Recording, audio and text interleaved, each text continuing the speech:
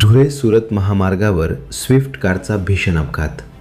धुळे-सुरत महामार्गावरच्या विसरवाडी या ठिकाणी काळजाचा थरकाप उडवणारी घटना समोर आली आहे. भरधाव स्विफ्ट कारचा भीषण अपघात झाला असून हा संपूर्ण प्रकार परिसरातील पेट्रोल पंपावरील CCTV कॅमेऱ्यात कैद झाला आहे.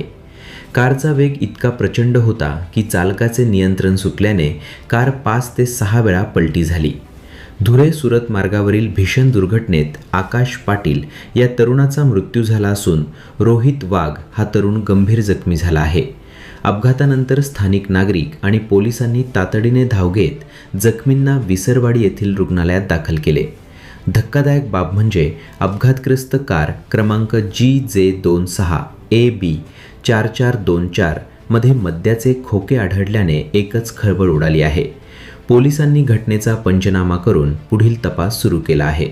सहाय्यक पोलीस निरीक्षक नरेंद्र साबळे यांनी या प्रकरणाची माहिती दिली. या अपघातात जखमी झालेल्या व्यक्तींना गुजरातच्या सोनगड या ठिकाणी नेण्यात आलं आहे.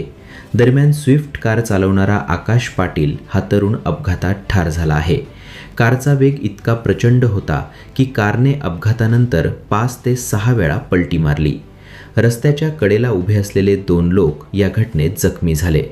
या प्रकरणी पोलिसांनी अनेक प्रत्यक्षदर्शींचे जबाब नोंदवले आहेत.